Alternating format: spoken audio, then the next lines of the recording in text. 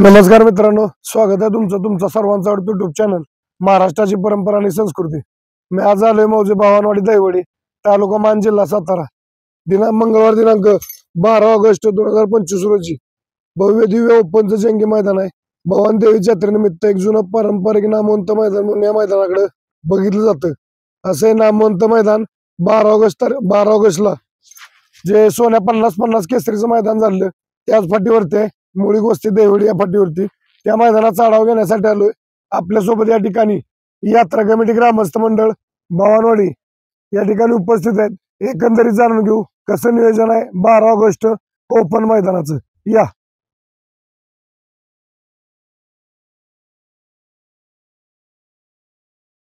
मित्रांनो, जसं तुम्हाला बोललो या ठिकाणी यात्रा कमिटी ग्रामस्थ मंडळ भवानवाडीकर उपस्थित आहे। एकंदरीत जाणून घेऊ 12 ऑगस्ट ओपन मैदान यात्रेचं जुनं पारंपरिक मैदान कसं नियोजन आहे। नमस्कार। नमस्कार। काय सांगाल, पहिल्यांदा काय परंपरा कधीपासून चालू आहे आपली मैदानाची? आमचं हे बैलगाडा भरवण्याचं 26वं वर्ष आहे आणि या आमच्या बैलगाड्याच्या ट्रॅक वरती पारदर्शकता आहे। पहिल्यापासून पारदर्शकता आहे? पहिल्यापासून पारदर्शकता आहे। आम्ही कोणताही भेदभाव करीत नाही। पावणार ओळख वशिला अजिबात चालत नाही आणि आमचे इथले कार्यकर्ते सतर्क आहेत। बरं, काय सांगाल मैदान कसं होणार आहे अंदाज आपलं? हे मैदान आमचं ओपन मैदान होणार आहे आणि चांगल्या प्रकारे बैलगाड्यांचा हा ट्रॅक आहे। नक्कीच मित्रांनो, फाटी सांगायचं म्हणलं तर आता सोन्या 50-50 केसरीचे मैदान झालं मुळी गोष्टी दैवडी फाटी, त्या फाटीवरती जे ओपनचं मैदान आहे। फाटी बघाल तर आता मध्ये अंतर 14-14.5 फूट अंतर आहे। आजूबाजूला काय अडचण नाही, माळरान असल्यामुळे कुठं थांबा अडचण नाही, कुठं काय धोकादायक असं काय नाही। फाटी चांगल्या पळायला नियोजन आहे। यात्रेचं मैदान आहे जुनं पारंपरिक। आपल्यासोबत या ठिकाणी संतोष जाधव आहे, त्यांच्याकडून थोडं जाणून घेऊ कसं कसं नियोजन आहे। नमस्कार। नमस्कार। काय सांगाल आता यात्रेचं मैदान आहे जुनं पारंपरिक भवानवाडीचं, असं नियोजन आहे अंदाज? आपलं मैदान हे ओपन बैलगाडा शर्यत म्हणून पहिल्यापासून ओपनच मैदान असतं। बरोबर। 2000 साली आपल्या मैदानाला सुरुवात झाली। बर। अगदी जुन्या काळातल्या बैलांपासून नवीन पर्यंत हे आपलं मैदान परंपरेनं चालत आलेलं आहे। 2000 साली आपलं मैदान पहिल्यांदा भरवण्यात आलं होतं आणि हे आपलं 26वं वर्ष आहे, चालू वर्ष। आणि आता मान तालुक्यातील जुन्या मैदानामध्ये फक्त आपले भवानवाडीचं मैदान यात्रेचं आणि पारंपरिक राहिलेलं आहे। जास्त जुनं मैदान, जास्त सगळ्यात जुनं मैदान आहे आपलं। बरोबर। आणि मैदानाची आपल्या खास ओळख अशी आहे की मैदान आपलं एकदम पारदर्शक होतं, म्हणजे पूर्ण म्हणजे येणाऱ्या माणसांना पण माहित आहे आणि पूर्ण पारदर्शकता असते इथं। कोणत्याही प्रकारचं म्हणजे पावतीचा गोळ नाही, कुणावर अन्याय होत नाही बाबा। निकाल काय रीतसर जे असतील ते अखिल भारतीय बैलगाडी संघटनेच्या पद्धतीने जे निकाल असतील त्या नियमानुसारच निकाल। ओळख वशिला चालणार नाही, काय नाही। गावची गाडी काय तसं? गावची गाडी वगैरे काही नाही, जे नियमान असतात तिथनं पळणार, जे काय नियमाने येईल जिथं पावती येईल तिथनच गाडी पळणार। गावात आमच्या 4-5 गाड्या आहेत, त्या पळतील, पण ज्या काय जिथं फाटी येईल तास येईल तिथं त्या गाड्या पळतील। नक्कीच। त्याही गाड्यांना कुठलाही म्हणजे असं ऍडव्हान्टेज काय मिळणार नाही, जे काय असं भेदभाव होणार नाही, जे काय रीतसर होईल त्याच पळतील। आणि ह्याच्या आधी पण गाड्या पळलेल्या आहेत, मार खाल्ला की खाल्लाच, त्यात आपलं नाव परंपरा आणि गावचं नाव। हा, आणि आपल्या मैदानाचं वैशिष्ट्य म्हणजे आपण जे जुन्या पद्धतीने चालत आलेला आहे तो प्रत्येक ड्रायव्हरला सन्मान चिन्ह आणि मानाचा फेटा मिळणार आहे। आता जवळजवळ बऱ्यापैकी मानाचा फेटा बंद झालाय, पण आम्ही परंपरेनं चालत आलोय आणि यंदाही चालू राहणार तो मानाचा फेटा आणि सन्मान चिन्ह प्रत्येक ड्रायव्हरला येणार। आणि दुसरी गोष्ट म्हणजे आपण मानाचा झेंडा देणार आहे ड्रायव्हर, निशान। मित्रांनो, आम्हाला पहिलं आठवत संतोष सर, तुम्ही आता निशांचं काढलंच म्हणून सांगतो मी थोडक्यात। फायनल झाला ना, फायनल पहिले बैलगाडीवर जे असायची ना पोरं तिकडे बक्षीस बघा जात नव्हती, पहिले ती निशाण घेऊन यायची झेंड्याला, आणि निशाण हातात घेऊन छकड्यात उभं राहून फोटो काढायची एक परंपरा होती। कारण ती निशाणाचा लय मोठा मान होता। तसाच प्रकारचा मान या ठिकाणी यंदा आपल्याला 12 तारखेला भवानवाडी ओपन मैदानामध्ये बघायला भेटणार आहे।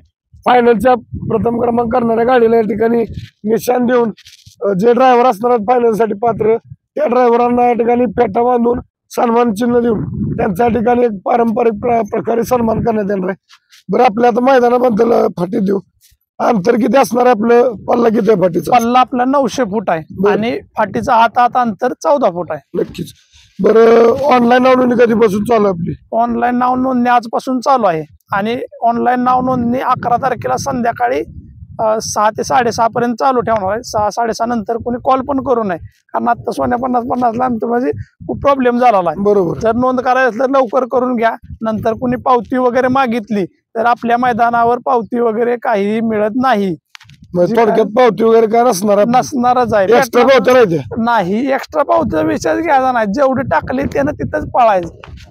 बघा, पावती मिळणारच नाही. कुणी फोन पण करू नका. बैलगाडी मालकाने लक्षात घ्या, यात्रेचं मैदान म्हणलं की पहिली गोष्ट लक्षात घ्या, गावचं मैदान.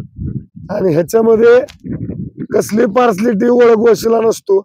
आणि सगळ्यात महत्वाचा मुद्दा सांगितला यात्रा कमिटीने, तो म्हणजे पावतीचा. त्यामुळं लक्षात घ्या, कमिटीकडे पावती नसणार आहे. आणि जे बैलगाडी मालक 12 तारखेला ओपन मैदानला इथं पळणार आहेत भवानवाडीला मुळी गोष्टी फाटीवरती, त्या बैलगाडी मालकांना विनंती आहे, नोंद आता आजपासून म्हणजे आज दिनांक 6 ऑगस्ट 2025 येत्या 11 तारखेला म्हणजे 5 दिवस 11 ऑगस्ट 2025 पर्यंत या ओपन मैदानाची नोंद आहे. संध्याकाळी 6:30 ते 7 पर्यंत. आणि आदल्या दिवशी या मैदानाची लॉट काढली जाणार. ते यात्रा कमिटीने सांगितलंय एक्स्ट्रा पावती नाही, जी तुम्ही पावती टाकणार त्याच पावत्या, कमिटीच्या पावत्या नसणार आहेत. त्यामुळे बैलगाडी मालकाला विनंती राहील, लवकरात लवकर ऑनलाईन नोंदणी करा आणि यात्रा कमिटीला सहकार्य करा, जेणेकरून आदल्या दिवशी लॉट पडतील. यात्रेचं मैदान आहे, गाडी कमी होऊ द्या जास्त होऊ द्या, लॉट आदल्या दिवशी संतोषराव 100% आदल्या दिवशी पडणार नाही. आपली परंपरा आहे. आणि आता सांगायची गरज नाही, पण तरी सांगतो, एकदा मुद्दा घेतो की गाड्या 10 जरी आल्या तरी बक्षीस जेवढे आहेत तेवढी सगळी वाटली जाणार. त्यात 1 रुपया कमी येणार नाही. बक्षीस मोजायचं मगच जायचं. नक्कीच. आणि 1-2 वर्षापूर्वी गाड्या कमी आल्या तरी पूर्ण बक्षीस दिलेलं आहे. आणि आत्ताही पूर्ण किती 10 गाड्या होत्या, 10 गाड्या पळवणार, 10 गाड्यांना बक्षीस. 100% मित्रांनो, हे यात्रेच्या मैदानाची वैशिष्ट्य असते. आता मान तालुक्यातलं म्हणलं तर भवानवाडी एक जुनं मैदान, आता एक 25-26 वर्षाची परंपरा आहे आणि त्या मैदानाचं नाव महाराष्ट्रभर आहे. त्यामुळे ह्या मैदानात वैयक्तिक यात्रा कमिटीतले आता ज्येष्ठ असतील किंवा आता तरुण वर्ग कुठल्याही प्रकारे ओळख वशिला किंवा मैदानचं नाव खराब झालं होणार नाही याची पूर्ण दखल. त्यामुळे इथं फक्त पारदर्शकता असणार आहे. त्यामुळे फक्त आपण नोंद करा आणि यात्रा कमिटीला सहकार्य करा. बरं, आता वातावरण थोडं बदललंय कालपासून, जर आता गारवा झालाय. पुढचे अपडेट आपल्याला समजा पाऊस वगैरे असला तर तसे अपडेट आपल्याला दिली जाणार का बैलगाडी मालकांना? हा, दिली जाणार. आपण महाराष्ट्राची परंपरा आणि संस्कृती या चॅनलवरती तुम्हाला अपडेट कंटिन्यू देत राहील. आणि लास्टला तुम्हाला 11 तारखेला दुपारी 2 वाजता पण कळवण्यात येईल. आणि जर नॉर्मल पाऊस असेल तर या पाटीवरती काही अडचण येत. आता सकाळी पाऊस झाला तुम्ही बघतायच. काय नाही अडचण. जर जास्त पाऊस झाला तर तो काय निर्णय होईल तो तुम्हाला दुपारी कळवण्यात येईल 11 तारखेला. नक्कीच. बरं, आता महत्वाचं पुन्हा एकदा रिपीट करा, ऑनलाईन नोंदणी आणि लॉट संदर्भात एकदा सांगा तुम्ही. आपल्या मैदानाची ऑनलाईन नोंदणी चालू झाली. आता 11 पावत्या नोंद झाल्या. आजपासून आपल्या ऑनलाईन नोंदणीला सुरुवात झालेली आहे. आणि ऑनलाईन नोंदणीचा शेवटचा दिवस 11 तारखेला रात्री 7 वाजेपर्यंतच नोंदणी घेतली जाणार. 7 नंतर 7:15ला कोणी फोन केला की माझी पावती घ्या, तर ती पावती कोणत्याही सोयीवर घेतली जाणार नाही. आधीच पावत्या नोंद करून ठेवा. आपलं मैदान हे म्हणजे फक्त परंपरा आणि पारदर्शकता ह्याच्यासाठीच प्रसिद्ध आहे. म्हणजे जे जुने जाणते आहेत ना त्यांना प्रत्येकाला विचारा की आपल्यात पारदर्शकता ही 100%. त्यामुळे 7 नंतर बाबा माझा वशील आहे, माझी ओळख आहे, मला पावती द्या किंवा तुमच्या पावतीनं पावती द्या, असली गोष्ट होणारच नाही. त्यामुळे तुमच्या पावत्या तुम्ही जबाबदारीने टाका. एक चांगलं मैदान आहे, चांगल्या मैदानात येऊन पळा. बाकीच्या मैदानापेक्षा थोडासा फरक जाणवणार तुम्हाला 100%. नक्कीच. आणि काय होतं, यात्रेचे मैदान म्हणले की गावाची इच्छा असते, हा, निकाल पारदर्शकता महत्वाची असते. 100% बाबा माझा पाहुणा आहे, हा. त्याचा मित्र आहे, तसलं काय नसतं. त्यामुळे यात्रेचे मैदान मित्रांनो चांगले होत असतात. निकाली एखादा दिला की तू चेंज बनवणार. मालक आणि टोटल संघटनेला या ट्रॅक विषयी प्रचिती आहे, बरोबर. आवश्यकता आहे. बरोबर.